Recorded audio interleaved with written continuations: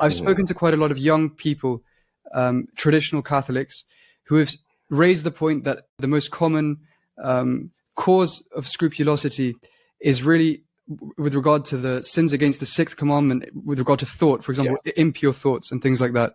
They worry that if an impure thought has entered their mind, that therefore they've consented to it, entertained it, and that it's a mortal sin. I'm just wondering if it might be helpful if you could offer perhaps a guideline for how one can know if one has consented to a thought like that. Yeah, that's actually that is probably one of the key questions that comes up, and that's my experience too. Is that it usually revolves around the sixth commandment, and part of it has to do with the before I get into that, some of it actually has to do with the fact that traditional Catholics don't want to commit mortal sin, and they don't want to commit sin, and so what happens is when the thought kind of comes in, there is what the demons very often are looking for is when they put the temptation of the impure thought into our minds, what they're looking for sometimes is not even so much the initial consent to the thought, because they know you're more than likely not going to do it. Mm-hmm. What they're looking for is for your reaction in fear that, oh, I could fall here, or, oh, this is dangerous area, or this is mortal sin territory, I got to stop. And then once that fear enters in, then they hold the fear and drive the person to think, oh, well, did I commit it? Or, et cetera. So that's one of the reasons why they have to really work on courage and hope, among other things, and trust in God, et cetera, which we can talk about some of the spiritual things. But as far as that goes, so when a thought comes into the mind, we don't have any control over that necessarily. I think sometimes you'll get scrupulous people who will say, oh, well, but if I was perfect, I wouldn't have this problem. That's not necessarily the case.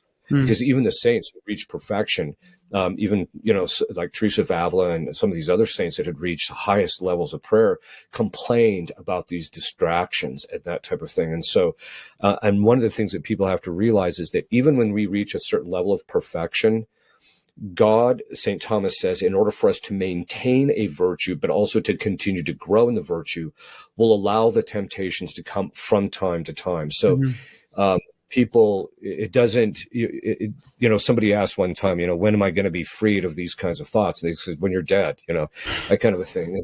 I think that it just has, we work on it and we fight it so that the initial thought, the entire tradition, the church herself teaches, when the thought first comes into your mind, there's no sin in that, unless I've done specifically something to set myself up for it. But with the scrupulous people, very often that's what they'll do is, well, did I do something beforehand? Let this thing in, and that all has to stop because, which I'll get to, kind of the criteria about how you can kind of know. The first thought comes in.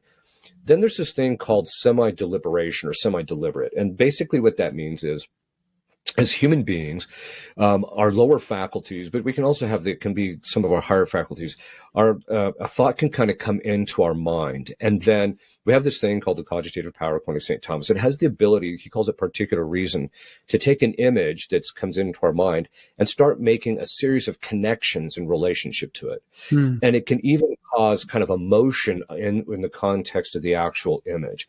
And so this thing can kind of come into in modern parlance, we would call it daydreaming. So it just kind of comes in. Our higher faculties are kind of checked out. There's nothing really going on. And so it kind of comes in.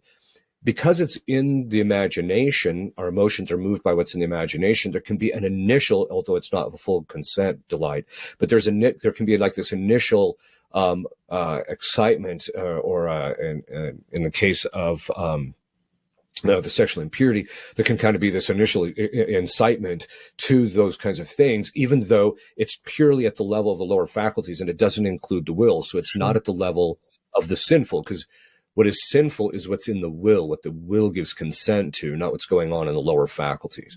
So it can kind of go on for a little bit, and then once in a while, our higher faculties can kind of, St. Thomas says, even look at that image and kind of toss it around a bit or think a little bit about it, but it hasn't yet made a judgment that the thing that it's considering is actually grave matter or not. It hasn't made that judgment. And so that semi-deliberate, so a lot of times, especially scrupulous people, that's where they get really confused, that it'll kind of come in and it kind of goes on for a little while and they think, oh, well, I must have entertained it. No, that's not necessarily the case, because entertaining it means that I intellectually made a judgment, this is morally sinful, and then I gave consent, yeah, I want to continue thinking about that. So whereas those other things can kind of go on for a while. So then the last one is full consent or fully deliberate, and that's when I make the judgment, hey, this is grave matter, and then I decide, but I'm going to continue it anyway. That's when it becomes morally sinful. Up until that point, it's morally sinful. So, but because of the way we're designed and the way God designed our intellectual faculties, basically what happens is when we give full consent, because the intellect at the time grasps, hey, this is what this is, and there's a certain kind of intellectual clarity, hey, this is grave matter, at least at the time. And then I give consent. St. Thomas says we also know the acts of our will. And so when those two come together to have sufficient reflection and full consent, what happens is there's an intellectual clarity. I committed the sin. This is, and it's at that point that we know that it's actually grave. Up until that point, it's not going to be grave because there's always a mitigating, either the intellect doesn't fully grasp it or the will hasn't given full consent. And in each of those cases, the church teaches us that that's not morally sinful, subjectively speaking. And so what I'll often tell scrupulous people is, that I'll describe that. I'll just say, look, unless you're absolutely certain, not that you want certitude, because the minute you think, well, I want to be certain about this, you automatically don't have it. If you had the certitude, you wouldn't even want it because you're like, yeah, I know I did. I committed it. Right. So, and so that's when I tell people, unless you're absolutely certain about this, you are to treat it as if it's not, you are to treat it as not morally sinful because it's not.